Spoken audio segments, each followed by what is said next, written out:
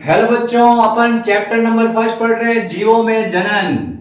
जीवों में जनन अपने चैप्टर नंबर फर्स्ट चल रहा है, जीवों में जनन। इस जीवों में जनन है, इसके 2 वीडियो अपन ने अपलोड कर दिया। आज 3रा वीडियो अपन बना रहे हैं इसका। बहुत इजी चैप्टर है, अपन इसको पढ़ते जाएंगे लाइन से लाइन और याद करते जाएंगे। आज जो टॉपिक है उसका नाम है लैंगिक जनन। क्या है? लैंगिक जनन यानी सेक्सुअल रिप्रोडक्शन। बहुत इजी टॉपिक है ये। इसमें बहुत अच्छे अच्छे 2-3 इंपॉर्टेंट क्वेश्चन आएंगे, छोटे छोटे क्वेश्चन आएंगे, उन क्वेश्चनों को भी अपन करेंगे। अब लैंगिक जनन में सबसे पहले आपको बताते हैं, लैंगिक जनन का नॉर्मल इंट्रोडक्शन दिया इन्होंने। लैंगिक जनन में क्या होते हैं? दो विपरीत लिंग वाले प्राणी, दो विपरीत लिंग वाले प्राणी होते हैं, वो एक दूसरे की ओर अभिमुख होते हैं। दो विपरीत लिंग वाले प्राणी, एक नर प्राणी और एक मादा प्राणी, एक दूसरे की ओर अभिमुख होते हैं। दो विपरीत लिंग वाले प्राणी एक दूसरे की ओर अभिमुख होते हैं। क्या होंगे? एक दूसरे की ओर अभिमुख होते हैं। ठीक है, यानी एक दूसरे की ओर आकर्षित होते हैं और फिर क्या करते हैं? जनन करते हैं। इसको कहा जाता है लैंगिक जनन। अब सबसे पहले ये जैसे एक नर प्राणी है और एक मादा प्राणी है। ठीक है, नर प्राणी है और एक मादा प्राणी है। इनके द्वारा क्या बनाए जाते हैं? इनके द्वारा बनाए जाते हैं नर युग्मक और मादा युग्मक। इन प्राणियों के द्वारा क्या बनते हैं? नर युग्मक और मादा युग्मक बनते हैं। नॉर्मल भाषा में अपन कहते हैं शुक्राणु और अंडाणु। ठीक है, फिर उसके बाद ये युग्मक आपस में संलयित होते हैं। इस क्रिया को कहते हैं निषेचन और इसके परिणाम स्वरूप क्या बनता है? द्विगुणित युग्मनज। क्या बनता है? द्विगुणित युग्मनज बनता है। ठीक है, अब ये द्विगुणित युग्मनज है जो आगे क्या करता है? संतान का निर्माण करता है। इस द्विगुणित युग्मनज से आगे क्या होता है? भावी संतान का निर्माण होता है। ये लैंगिक जनन का अपन ने नॉर्मल इंट्रोडक्शन देख रखा है। अब लैंगिक जनन है, उसमें क्या होगा? दो अलग अलग लिंग वाले प्राणी एक दूसरे की ओर आकर्षित होंगे, अभिमुख होंगे और उसके पश्चात वो जनन करेंगे। इसमें सबसे पहली शर्त यही है कि इसमें युग्मकों का निर्माण होगा। सबसे पहले क्या होगा? युग्मकों का निर्माण होगा। दूसरी शर्त यह है कि इसमें युग्मक बनने के पश्चात निषेचन क्रिया होगी और निषेचन क्रिया होने के पश्चात क्या होगा? युग्मनज बनेगा और युग्मनज के परिवर्तन से क्या होगा? युग्मनज के परिवर्तन से भावी संतान या भावी भ्रूण का निर्माण होगा। ये सब घटनाएं किस में देखी जाएगी? ये सब घटनाएं लैंगिक जनन में देखी जाती हैं। ठीक है, अब इन्होंने एक क्वेश्चन पुटअप कर लिया है लैंगिक जनन में कि जो जटिलता वाले प्राणी होते हैं, ये लैंगिक जनन है, वो जटिलता, जिन प्राणियों के शरीर में जटिलता होती है वो क्यों दर्शाते हैं? अपन ने अलैंगिक जनन पढ़ा था कि जो प्रोटिस्टा है, मोनेरा है और अपने सिंपल जो पादप और जंतु होते हैं वो अलैंगिक जनन दर्शाते हैं। जटिलता वाले प्राणी, जटिलता वाले प्राणी लैंगिक जनन क्यों दर्शाते हैं? जिनके शरीर में जटिलता होती है या जो ज्यादा विकसित होते हैं वो लैंगिक जनन क्यों दर्शाते हैं? ये क्वेश्चन पुटअप हुआ है। क्या बताओगे इसका आंसर? तो आपको बताना है इसका। आपके एनसीईआरटी जो सीबीएसई आरबीसी की बुक है उसमें क्वेश्चन दे रखा है बुक के पीछे कि भाई ये जटिलता वाले प्राणी ऐसा क्यों जनन दर्शाते हैं। तो आपको इसका आंसर बताना है कि लैंगिक जनन है, इस लैंगिक जनन के समय कौन सा विभाजन होता है? अर्धसूत्री विभाजन होगा। लैंगिक जनन के समय अर्धसूत्री विभाजन होगा और गुणसूत्रों का विनिमय होगा और गुणसूत्रों के विनिमय के कारण, गुणसूत्रों के विनिमय के कारण क्या होगा? नई जातियों की उत्पत्ति होगी, यानी विभिन्नताएं उत्पन्न होगी और विभिन्नताओं के कारण क्या होगा? नई जातियां बनेगी। इसलिए ये क्या करते हैं? लैंगिक जनन अपनाते हैं। तो ये लैंगिक जनन अपनाते क्यों हैं? क्योंकि इसका कारण है इसमें अर्धसूत्री विभाजन होता है, गुणसूत्रों का विनिमय होगा, विभिन्नताएं उत्पन्न होगी और नई जातियों का निर्माण होगा। इसलिए अपन कहते हैं ये लैंगिक जनन अपनाते हैं। ठीक है, अब लैंगिक जनन अपने को पता है एक विस्तृत प्रक्रिया है। कैसी प्रक्रिया है? ये एक विस्तृत प्रक्रिया है, बहुत ही लंबी प्रक्रिया है। दूसरी विशेषता, लैंगिक जनन एक जटिल प्रक्रिया है, यानी काफी कॉम्प्लेक्स प्रक्रिया है। तीसरी, लैंगिक जनन एक धीमी प्रक्रिया होती है, यानी इसमें समय बहुत अधिक लगेगा। क्या लगेगा?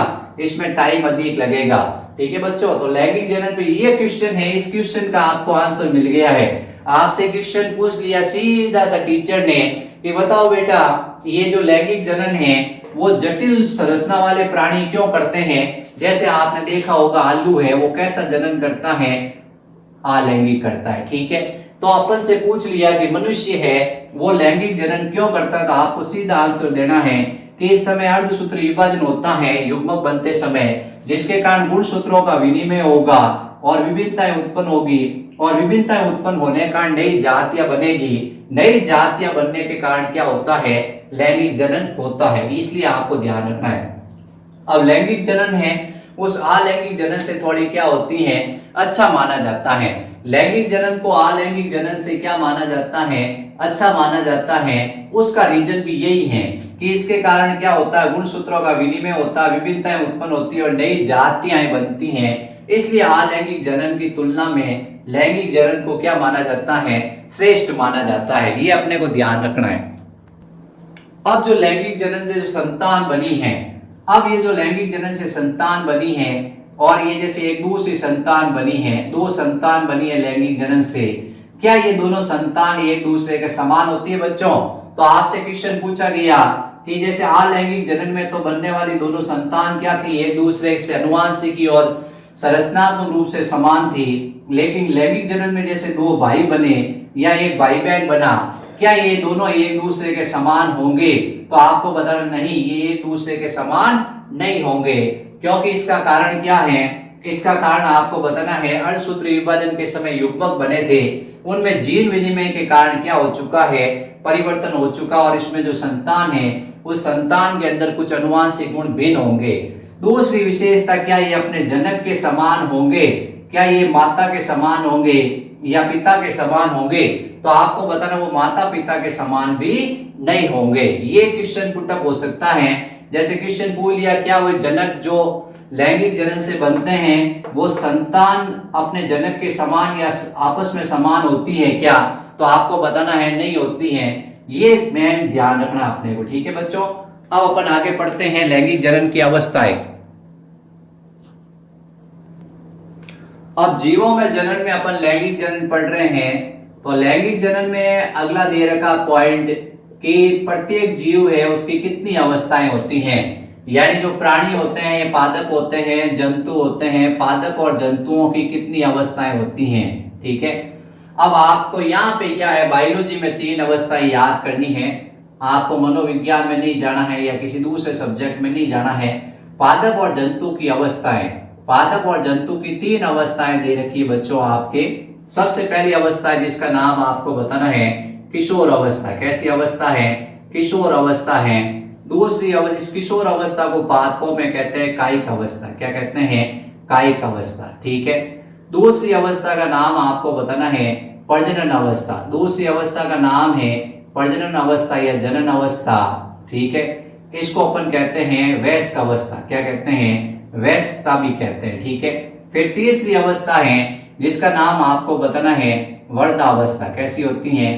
वर्ध अवस्था या जीन अवस्था। ठीक है, बायोलॉजी में आपको 3 अवस्थाएं याद रखनी है।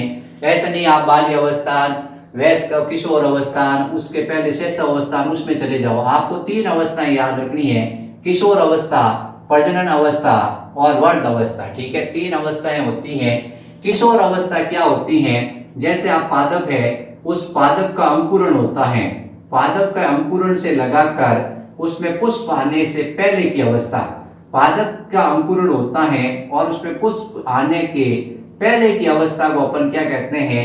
कायिक अवस्था कहते हैं। और जैसे किशोर अवस्था में क्या होता है? शिशु का जन्म होगा। क्या होगा? शिशु के जन्म से लेकर वो प्रजनन योग्य होता है, उसके बीच की अवस्था को अपन क्या कहते हैं? किशोर अवस्था कहते हैं। इसमें मेन क्या होता है? शारीरिक विकास होगा। इसमें क्या होगा? शारीरिक विकास होगा, यानी जो शारीरिक है उसका विकास होगा। आप पौधे को बोओगे, पौधा धीरे धीरे क्या होगा? आकार में बड़ा होगा और उसके अंदर शाखाएं आएगी, फल फूल पत्तियां आएगी। तो इसमें शारीरिक विकास होता है और वो जनन योग्य होता है। उस अवस्था को क्या कहा जाता है? कायिक अवस्था। इसका एक और नाम भी दे रखा होता है प्रजनन पूर्व अवस्था। ठीक है, यानी प्रजनन से पहले की अवस्था है। जैसे एक बच्चा जन्मता है, उसके बाद में उसके अंदर जनन अंग विकसित होते हैं, उसके बीच की अवस्था को अपन क्या कहते हैं? किशोर अवस्था के नाम से जानते हैं। ठीक है, इसमें शरीर के अंदर काफी परिवर्तन होते हैं और उसके पश्चात वो प्रजनन योग्य हो जाता है। ठीक है, अब प्रजनन अवस्था यानी इस अवस्था के अंदर पादप में पुष्प आने प्रारंभ हो जाते हैं। जब पादप में पुष्प आने प्रारंभ हो जाते हैं तो उस अवस्था को कहा जाता है प्रजनन अवस्था, या अपन कह सकते हैं कि पुष्प आने के पश्चात फल आने शुरू हो जाते हैं, इसको कहा जाता है प्रजनन अवस्था। ठीक है, अब इस अवस्था के अंदर क्या होती हैं, जो उपापचय क्रियाएं होती है वो धीमे हो जाती हैं। उपापचय क्रियाएं क्या हो जाती हैं, धीमे हो जाएगी, यानी उसके अंदर क्या होगा, वो मेटाबॉलिक रूप से निष्क्रिय हो जाएगा। शरीर के जो अंग तंत्र हैं वो धीमे कार्य करेंगे, शरीर के अंग तंत्रों की कार्य प्रणाली गिरावट आ जाएगी, शरीर के अंग तंत्रों की प्रणाली में क्या हो जाएगा, गिरावट आ जाएगी, और आखिर में उसकी क्या हो जाएगी, इसके आगे है मृत्यु। क्या है, मृत्यु है। ठीक है, अब आपको पूछा जाता है ये तीनों अवस्थाएं हैं, इन तीनों अवस्थाओं का नियंत्रण कौन करता है, ये तीनों अवस्थाएं किसी चीज पे निर्भर करती है क्या, तो आपको आंसर देना हाँ, दो चीजें इन्होंने बुक में स्पष्ट रूप से दी हैं। एक दिया है हार्मोन, ये हार्मोन होते हैं, ये क्या करते हैं, एक अवस्था से दूसरी अवस्था के बीच जाने का नियंत्रण करते हैं। और दूसरा इन्होंने दिया है वातावरणीय कारक। दो पॉइंट इन्होंने स्पष्ट रूप से लिखे हैं कि एक अवस्था से दूसरी अवस्था, एक अवस्था से दूसरी अवस्था में जब वो प्रवेश करता है तो उसके कुछ फैक्टर निर्भर करते हैं, जो वातावरण है उसके ऊपर क्या होता है, ये अवस्थाएं होती हैं, वो क्या करती हैं, मूवमेंट होता है इन अवस्थाओं का।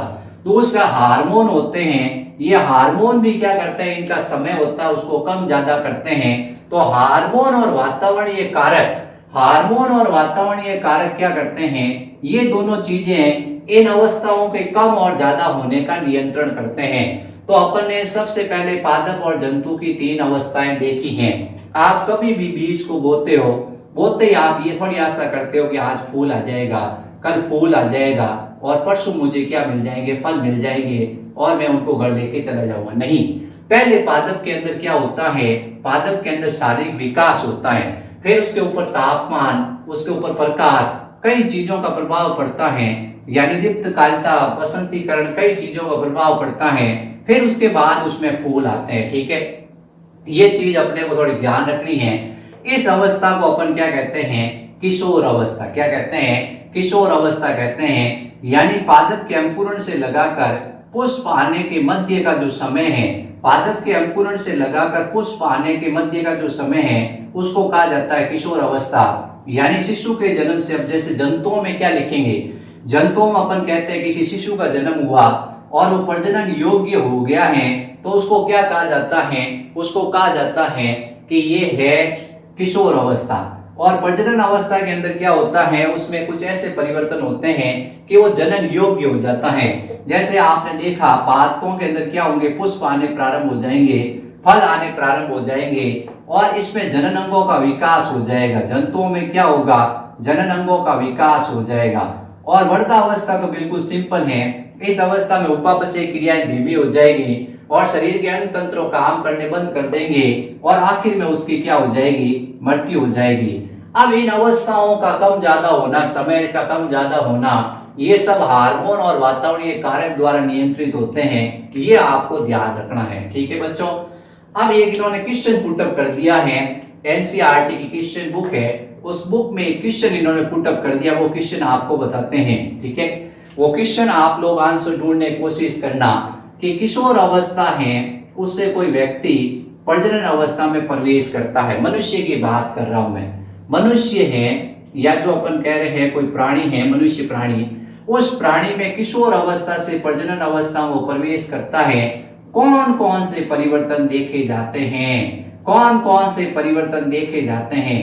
कोई लड़का है या कोई लड़की है, मान लो वो किशोर अवस्था से प्रजनन अवस्था में परिवर्तित होते हैं, तो उसमें कौन कौन से परिवर्तन होते हैं, बताइए बताइए, बताओ बच्चों क्या होंगे, मेरे प्यारे बच्चों बताओ क्या होगा। कोई व्यक्ति किशोर अवस्था से प्रजनन अवस्था में प्रवेश कर रहा है, आप कैसे पहचानोगे वो किशोर अवस्था से प्रजनन अवस्था में प्रवेश कर रहा है। तो अपन का क्वेश्चन क्या था, क्वेश्चन था कि किशोर अवस्था से वयस्क अवस्था में कोई प्रवेश करता है, किशोर अवस्था से वयस्क अवस्था में कोई प्रवेश करता है, यानी प्रजनन अवस्था में प्रवेश करता है। मानव, मान लो मानव है वो प्रजनन अवस्था में प्रवेश करता है तो उसमें कौन कौन से परिवर्तन होते हैं, ठीक है। तो अपन क्या करते हैं, आपको कुछ परिवर्तन बताते हैं। नर के अंदर क्या परिवर्तन होंगे, मादा के अंदर क्या परिवर्तन होंगे। नर के अंदर सबसे पहले आपको बताना है जनन अंगों का विकास होगा। क्या होगा, जनन अंगों का विकास होगा। सबसे पहला पॉइंट ये है, ठीक है। कुछ हार्मोन का स्त्राव बढ़ेगा जैसे एस्ट्रोजन, प्रोजेस्टेरॉन, सॉरी अपन कहेंगे कुछ हार्मोन बढ़ेंगे जैसे एंड्रोजन। कौन सा, एंड्रोजन हार्मोन का स्त्राव बढ़ेगा जिसको अपन कहते हैं टेस्टोस्टेरोन, जिसके कारण पुरुषों में द्वितीयक लैंगिक लक्षण उत्पन्न होंगे। जिसके कारण पुरुषों में क्या होंगे, द्वितीयक लैंगिक लक्षण उत्पन्न होंगे। पुरुषों में द्वितीयक लैंगिक लक्षण उत्पन्न होंगे जैसे शरीर के कुछ भागों में रोम आएंगे। इसके अलावा आपको बताना मांसपेशियां बलिष्ठ होगी। इसके अलावा आपको बताना है जैसे शरीर के कुछ भागों में रोम आ जाते हैं, बाल आ जाते हैं, इसी तरह से मांसपेशियां बलिष्ठ हो जाती हैं, विपरीत लिंगी के प्रति आकर्षण हो जाता है। इसके अलावा आपको बताना है कि इस व्यक्ति के अंदर आवाज मोटी हो जाती है। ये सब लक्षण होते हैं, ठीक है। इस तरह से अपन पहचान लेते हैं कि वो क्या हो चुका है, वयस्क हो चुका है, यानी प्रजनन योग्य हो चुका है। मादा के अंदर भी क्या होगा, जनन अंगों का विकास होगा। जनन अंगों के विकास से आसानी से पता लगाया जा सकता है कि क्या हो चुका है, कि उसके अंदर प्रजनन योग्य हो चुकी है। इसके अलावा उसमें कुछ हार्मोन का स्त्राव बढ़ जाता है जैसे एस्ट्रोजन और प्रोजेस्टेरॉन का। किसका, एस्ट्रोजन और प्रोजेस्टेरॉन हार्मोन का स्त्राव बढ़ जाएगा। इसके अलावा उसके अंदर और क्या परिवर्तन देखे जाएंगे, द्वितीयक लैंगिक लक्षणों का विकास होगा। जैसे पुरुष में द्वितीयक लैंगिक लक्षण हुए हैं वैसे महिला में भी द्वितीयक लैंगिक लक्षण आएंगे। जैसे स्वभाव में मधुरता आएगी। इसके अलावा विपरीत लिंगी के प्रति आकर्षण होगा। शरीर के कुछ भागों में रोम उत्पन्न होंगे, बाल उगेंगे। इसके अलावा स्तन ग्रंथियां विकसित होगी। इसके अलावा आवाज महीन और मधुर होगी। ये सब लक्षण उसमें दिखेंगे और नितंब भाग में वसा का जमाव होगा। ये सब लक्षण उसमें दिखेंगे। अब इसी तरह से इन्होंने एक क्वेश्चन फिर पुटअप कर लिया है कि जो पौधे होते हैं, ठीक है, पौधों में अब जैसे पुष्पन में कितना समय लगता है, पौधों में पुष्पन में कितना समय लगता है। फिर इन्होंने कुछ पौधों के नाम दे दिए। अब आपको बताना है, जैसे सबसे पहले दिया है गेंदा। गेंदा है, उस गेंदे में पुष्पन कितने समय के बाद होता है। फिर उसके बाद उन्होंने दिया है धान, फिर गेहूं, फिर उसके बाद में दिया है नारियल और फिर उसके बाद में दिया इन्होंने आम। कि आप इनमें पुष्पन की अवधि का पता लगाओ कि ये आपने आज इन पौधों को बोया है, मान लो आज आपने बीज जमीन में डाला है, ये गेंदे के सुंदर सुंदर फूल आए हैं, पीले पीले फूल आए हैं, कितने दिन बाद इनमें पुष्पन हुआ है। बताओ बच्चों, कितने दिन बाद पुष्पन हुआ है। अब देखो गेंदे के अंदर लगभग 60 से 70 दिन पश्चात क्या होता है, पुष्पन होता है। यानी वो प्रजनन योग्य कितने समय पश्चात होगा, 60 से 70 दिन पश्चात गेंदे में क्या आ जाएंगे, फूल आ जाएंगे। इसी तरह से जो धान है, धान के अंदर क्या होगा, जो धान है उसमें भी लगभग 40 से 50 दिन लगते हैं और गेहूं में सेम ही टाइम लगता है, 40 से 50 दिन या 60 दिन के आसपास उसमें पुष्प आने शुरू हो जाते हैं। नारियल के अंदर 3 से 5 वर्ष, ठीक है, नारियल का पौधा काफी लंबे समय तक जीता है लेकिन 3 से 5 वर्ष पश्चात उसमें फूल आने शुरू हो जाते हैं। आम में 8 से 10 वर्ष पश्चात क्या होते हैं, उसमें पुष्पन होता है। ये चीज अपने को ध्यान रखनी है, ठीक है। ये इन्होंने एनसीईआरटी में स्पष्ट रूप से क्वेश्चन पूछ लिया है बच्चों से कि बताओ बच्चों, आप एक एक्टिविटी करो, आपके आस के आस में जो भी पौधे हैं जैसे गेंदा है, धान है, गेहूं है, नारियल है और आम है, इन पौधों का आप अध्ययन करो। अब इतना टाइम तो अपने पास है नहीं कि पौधा उगाए और फिर देखें कि फूल उसमें कितने दिन बाद आता है। मैंने आपको बता दिया है कि इसमें 60 से 70 दिन, इन दोनों में जैसे गेहूं तो आप लोग बोलते ही हो, बोने के कितने दिन बाद उसमें पुष्प आते हैं, लगभग 2-2.5 महीने के बाद उसमें पुष्प आने शुरू हो जाते हैं। नारियल होता है उसमें 3 से 5 वर्ष पश्चात पुष्पन होता है और आम में 8 से 10 वर्ष पश्चात क्या होता है, पुष्पन होता है। ये चीज अपने को ध्यान रखनी है। ये क्वेश्चन इन्होंने पुटअप किया है, उसका आंसर है। फिर ये क्वेश्चन इन्होंने एक और पुटअप कर लिया है कि एक पौधा है उसमें पुष्पन हुआ, ठीक है, फिर उसके बाद उसमें नेक्स्ट टाइम फिर पुष्पन हुआ, इसके बीच के समय को क्या कहा जाता है, ये किशोर अवस्था कहा जाता है या वयस्क अवस्था कहा जाता है।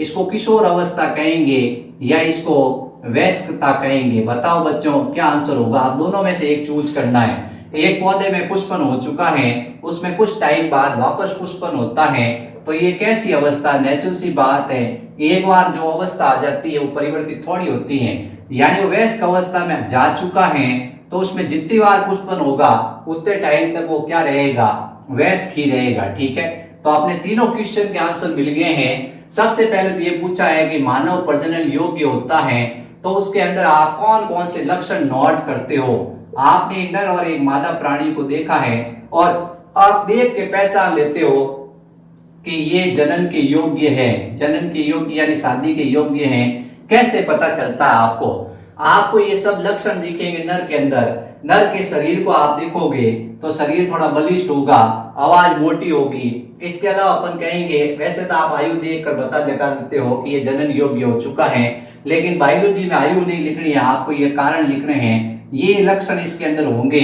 इसका मतलब वो क्या है, जनन योग्य है। जैसे ये सब लक्षण उसमें दिखाई देंगे। फिर उसके बाद अब आपको ये क्वेश्चन इन्होंने पुटअप किया है कि पौधे हैं, उन पौधों में पुष्पन में कितना समय लगता है। ये आपको थोड़ा क्या करना पड़ेगा, याद रखना पड़ेगा। जैसे आम है, उसको क्या किया जाता है, उसकी मौसमी खेती होती है, हर साल उसमें क्या होता है, पुष्पन आता है। ये अपने को बच्चों ध्यान रखना है, के नाम से जानते हैं।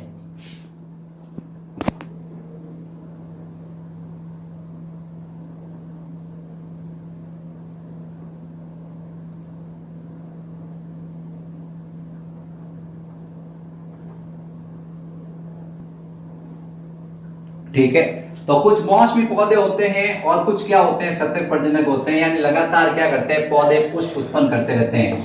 अब ये क्या है, इंटरेस्टिंग सवाल है, बहुत इंटरेस्टिंग सवाल है। दो तरह के पौधों को बांटा गया है, एक होते हैं मोनोकार्पिक और एक होते हैं पॉलीकार्पिक। मोनोकार्पिक और पॉलीकार्पिक में आपको अंतर बताते हैं। मोनोकार्पिक क्या होते हैं, इनके जीवन काल में एक बार ही पुष्प आते हैं। इनके जीवन काल में कितनी बार पुष्प आते हैं, इनके जीवन काल में एक बार पुष्प आते हैं। ठीक है, एक बार पुष्प आएंगे। जैसे आपने गेहूं को बोया, ठीक है, बाजरा को बोया, इसके बाद में अपन देखते हैं जैसे धान को बोया, तो इसमें एक बार ही पुष्प आते हैं, फिर ये पौधे क्या हो जाते हैं, समाप्त हो जाते हैं। इसका एग्जाम्पल आपको बताना है, एक वर्षीय पौधे। क्या है, एक वर्षीय पौधे। एक वर्षीय पौधों पे ज्यादातर में क्या होता है, अपने जीवन काल में एक बार ही पुष्प आते हैं।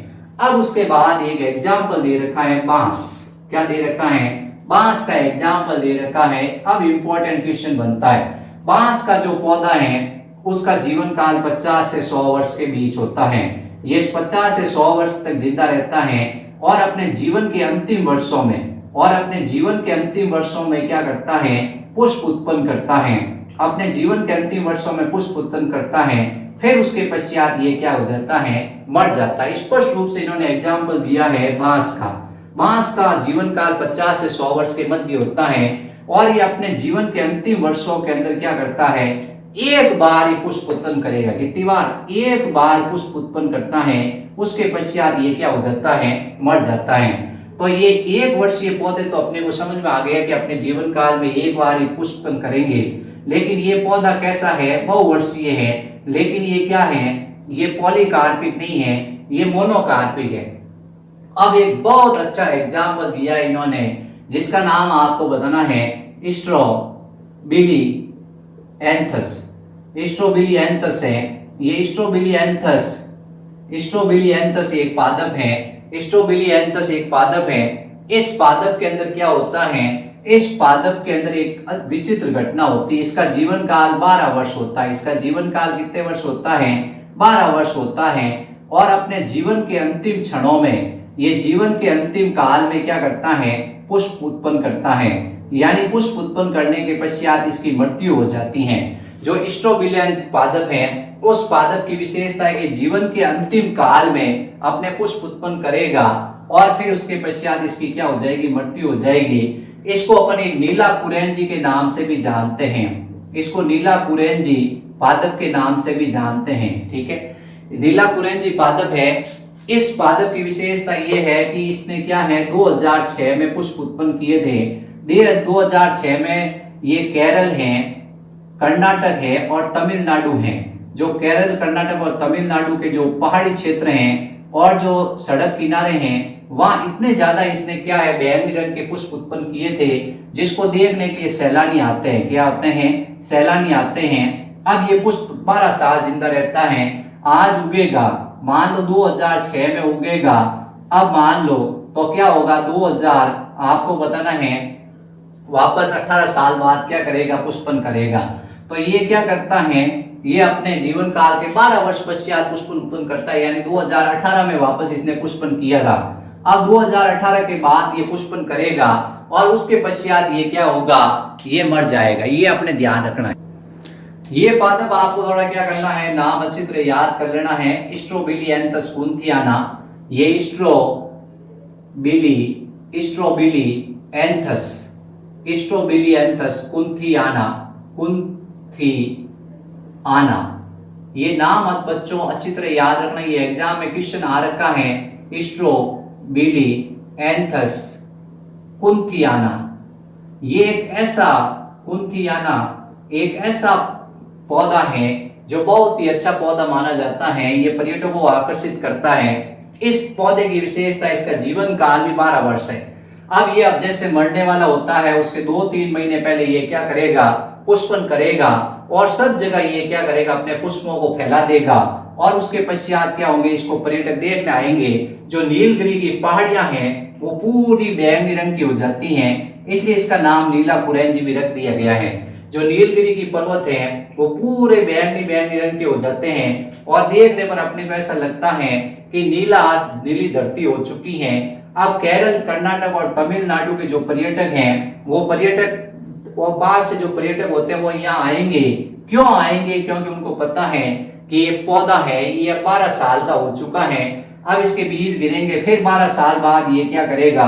पुष्पन करेगा। ठीक है, ये सारा इतिहास है, उसको ढूंढ लो आप लोग, तो आपको इस तरह की कहानी मिल जाएगी उसके अंदर। फिर उसके बाद पॉलीकार्पिक में तो कोई समस्या ही नहीं है कि भाई ये पुष्प क्या है, ये अधिकतर बहुवर्षीय होते हैं। ये कैसे होते हैं? बहुवर्षीय होते हैं। कैसे होते हैं? बहुवर्षीय होते हैं और इनमें एक से अधिक बार पुष्पन होता है। इनमें एक से अधिक बार पुष्पन होता है। पुष्पन हो गया, फिर उसके बाद में फिर पुष्पन हो गया, फिर पुष्पन हो गया, तो ये बहुवर्षीय होते हैं। कैसे होते हैं? बहुवर्षीय। तो अपन अपने आसपास जितने भी पौधे अध्ययन करते हैं तो सबसे पहले तो पौधे होते हैं मौसमी, यानी कुछ विशेष ऋतु के अंदर ही क्या करते हैं? पुष्प उत्पन्न करते हैं। और कुछ ऐसे होते हैं जो लगातार पुष्प उत्पन्न करते रहते हैं। अब मोनोकार्पिक और पॉलीकार्पिक का आपको थोड़ा ध्यान रखना है। पॉलीकार्पिक ऐसे होते हैं जो बहुवर्षीय पौधे हैं, वो पॉलीकार्पिक होते हैं, अपने जीवन काल में एक से अधिक बार पुष्प उत्पन्न करते हैं। अब मोनोकार्पिक आपको बताना है, अपने जीवन काल में एक बार ही पुष्प उत्पन्न करेंगे। सबसे पहले इन्होंने कहा है जैसे 1 वर्षीय पौधे होते हैं, आप बोते हो, फिर कुछ टाइम के बाद उसमें पुष्प आते हैं और फिर वो क्या होते हैं? पौधे जलकर खत्म हो जाते हैं। अब इन्होंने एक बांस और ये नीला कुरेंजी है जिसका नाम दिया है स्ट्रोबिलियंथस कुंथियाना। ये ध्यान रखना, या लिखा हुआ है, फिर आपकी बुक को ध्यान से देखोगे तो आपको यहाँ पे कुंथी की जगह या दिखेगा, लेकिन ये था है। ठीक है, कुंथियाना, ये ध्यान रखना। ये कुंथी नाम आपको याद ही है और याना याद कर लेना। स्ट्रोबिलियंथस कुंथियाना ये पादप है। इस पादप का नाम आपको जरूर याद रखना है। अब ये 2018 का एग्जाम होता तो जरूर पूछते, लेकिन अब क्या पता 2022 में पूछे नहीं पूछे, लेकिन ये सवाल पूछा जाता है कि ये बहुवर्षीय पौधा है, लेकिन ये क्या होता है? 12 वर्ष पश्चात पुष्प उत्पन्न करता है और पुष्प उत्पन्न करने के 2-3 महीने बाद ये समाप्त हो जाता है। बांस भी क्या करता है? पुष्प उत्पन्न करता है और उसके पश्चात क्या हो जाता है? समाप्त हो जाता है। बच्चों जो आज लैंगिक जनन टॉपिक पढ़ रहे हैं उसमें ज्यादा क्या है, खास इंपॉर्टेंट क्वेश्चन अभी तक आए नहीं है, लेकिन अब क्या है, एग्जाम्पल आएगा, उस एग्जाम्पल को आपको थोड़ा याद रखना है। अब अपन प्राणियों में लेते हैं, प्राणियों में किस तरह के प्राणी होते हैं? 2 तरह के प्राणी भी होते हैं। एक होते हैं मौसमी प्रजनक। कैसे होते हैं? मौसमी प्रजनक होते हैं। और एक होते हैं सतत प्रजनक। ठीक है, यानी जो लगातार क्या करते हैं? जनन करते हैं। समझ गए बात को? एक विशेष ऋतु या विशेष मौसम में जो क्या करते हैं, एक विशेष ऋतु या अपन कहते हैं एक विशेष मौसम में जो जनन करते हैं उनको कहते हैं मौसमी प्रजनक। अब इसके अंतर्गत अपन देखते हैं जैसे कि कुछ जंतु है वो क्या करते हैं, जैसे कुत्ता है वो विशेष ऋतु के अंदर जनन करता है, पक्षी विशेष ऋतु के अंदर जनन करते हैं, और इसके अलावा जैसे छिपकली है वो विशेष ऋतु के अंदर जनन करती है, मेंढक है विशेष ऋतु के अंदर जनन करता है, ठीक है। और कुछ ऐसे होते हैं जो लगातार क्या करते हैं, जनन करते हैं, यानी उसमें कोई विशेष प्रजनन की कोई ऋतु नहीं होती है, जो लगातार प्रजनन करते रहते हैं, ठीक है। अब अपने इसमें दो चक्र दे रखे हैं, दो चक्रों को अपने ध्यान रखना है। एक चक्र को अपन क्या कहते हैं, मध्य चक्र के नाम से जानते हैं, ठीक है। मध्य चक्र के कौन से प्राणियों में पाया जाता है, आपको एग्जाम्पल याद रखना है। मध्य चक्र का नाम है ओएस्ट्रेस साइकिल, क्या है, ओएस्ट्रेस साइकिल है, ये मध्य चक्र का नाम है, ठीक है। और उसके बाद में दूसरा चक्र है जिसका नाम है ऋतु स्त्राव चक्र, ठीक है। इसको अपन मेंस्ट्रुअल साइकिल के नाम से जानते हैं। ये दो तरह के चक्र आपको ध्यान रखने हैं। अब जो सतत प्रजनक प्राणी है उसमें नहीं आएंगे ये, ठीक है, ये अलग ही आएंगे कि दो तरह के प्राणी होते हैं चक्र के आधार पर। एक तो मध्य चक्र वाले प्राणी, एक ऋतु स्त्राव वाले प्राणी। मध्य चक्र वाले प्राणियों के एग्जाम्पल है नॉन प्राइमेट, क्या है, नॉन प्राइमेट है। जैसे आपको बताना है कि गाय है, कुत्ता है, बिल्ली है, शेर है, ये सब प्राणी कैसे होते हैं, ये सब प्राणी मध्य चक्र वाले प्राणी होते हैं। ऋतु स्त्राव वाले प्राणी के तीन ही एग्जाम्पल हैं प्राइमेट्स, क्या है, प्राइमेट्स है। इस प्राइमेट में आपको तीन ही एग्जाम्पल याद रखने हैं। सबसे पहला एग्जाम्पल आप बताओगे मनुष्य, मनुष्य में कैसा चक्र पाया जाता है, ऋतु स्त्राव। फिर दूसरा कपी, एप्स, गोरिल्ला, चिंपैंजी। फिर तीसरा है बंदर। तीनों ऐसे प्राणी होते हैं जिनके अंदर ऋतु स्त्राव चक्र पाया जाता है और ये सतत प्रजनक होते हैं। कैसे होते हैं, लगातार। और ये ऐसे प्राणी होते हैं जो मौसमी प्रजनक होते हैं। कैसे होंगे, मौसमी प्रजनक होंगे। आपको ये एग्जाम्पल इंपॉर्टेंट है, क्वेश्चन आपसे पूछा जाता है मध्य चक्र वाले प्राणियों के नाम बताओ, मध्य चक्र किन प्राणियों में पाया जाता है, तो आपको ये एग्जाम्पल याद रखने हैं नॉन प्राइमेट्स प्राणी, ठीक है। अब अपन कहते हैं भाई पक्षी है, उस पक्षी में जो मुर्गी होती है वो मुर्गी कैसी है, मुर्गी एक सतत प्रजनक प्राणी है या एक मौसमी प्रजनक है। तो आपको बताना ये मौसमी प्रजनक होती है, एक विशेष ऋतु के अंदर देती है, लेकिन इसके अंदर कुछ हार्मोन दिए जाते हैं, कुछ ऐसी मेडिसिन दी जाती है जिसके कारण ये क्या करती है, मतलब रोज अंडे देने शुरू कर देती है, ठीक है। तो ये मौसमी प्रजनक और सतत प्रजनक है। उस सतत प्रजनक का प्राणी कौन से हैं, जो ऋतु स्त्राव चक्र वाले प्राणी होते हैं वो सतत प्रजनक होते हैं। और मध्य चक्र वाले प्राणी जैसे गाय, कुत्ता, बिल्ली, शेर, ये मौसमी प्रजनक होते हैं, विशेष ऋतु के अंदर क्या करते हैं, जनन करते हैं। और भी मध्य चक्र और ऋतु स्त्राव में अंतर है, लेकिन आपके कोर्स में नहीं है, इसलिए अपन इसको चर्चा नहीं करेंगे कि मध्य चक्र और ऋतु चक्र में क्या अंतर होता है। उसके अंतर भी कई बार एग्जाम आते हैं, लेकिन आपके इस बार जो सिलेबस है उस सिलेबस में ये अंतर नहीं दे रखे, इसलिए आपको नहीं बताएंगे, ठीक है बच्चों। तो ये लैंगिक जनन है। अब इस लैंगिक जनन के नेक्स्ट वीडियो में अपन तीन अवस्थाएं पढ़ेंगे, निषेचन पूर्व, निषेचन और निषेचन पश्चात, ठीक है। तीनों अवस्थाओं का अपन अध्ययन करेंगे। पश्चात अवस्था, निषेचन अवस्था और निषेचन पश्चात अवस्था, तीनों अवस्थाओं का अपन एक एक वीडियो बनाएंगे, ठीक है। तो इस तरह से अपन ये देख लेंगे पूरा चैप्टर। आप लोगों को मैं एक प्लेलिस्ट बना दूंगा, जैसे ये चैप्टर कंप्लीट होगा आप उसके बाद में आपको वीडियो ढूंढने की जरूरत नहीं पड़ेगी। आप प्लेलिस्ट में जाकर आप उस पूरे चैप्टर के सारे वीडियो लगातार देख सकते हो। मेरे चैनल को लाइक करें, सब्सक्राइब करें और शेयर करें। और आपको किसी प्रकार का कोई डाउट हो तो आप मेरे से पूछ सकते हैं, सर ये क्वेश्चन का आंसर क्या होगा, मैं आपको आंसर कमेंट बॉक्स में लिख के बताऊंगा, ठीक है। आपको क्या करना है, ज्यादा डीप में नहीं जाना है। आपको अगर मार्क्स लाने हैं तो एनसीईआरटी जो सीबीएस आरबीसी की बुक है, उस आरबीसी की बुक को आपको लाइन से लाइन याद करना है और मैं क्वेश्चन लिखाता जाऊंगा। जैसे ये चैप्टर कंप्लीट होगा, इसके सारे जितने भी बोर्ड में आए हुए क्वेश्चन हैं उन सब क्वेश्चनों को अपन क्या करेंगे, रिवाइज कर लेंगे कि कौन से क्वेश्चन आ रखे हैं, कैसे क्वेश्चन आते हैं, वो अपन डिस्कस कर लेंगे। आप वीडियो देखें, लाइक करें, सब्सक्राइब करें और शेयर करें। ये अपने टॉपिक हो गया कंप्लीट। थैंक यू बच्चों।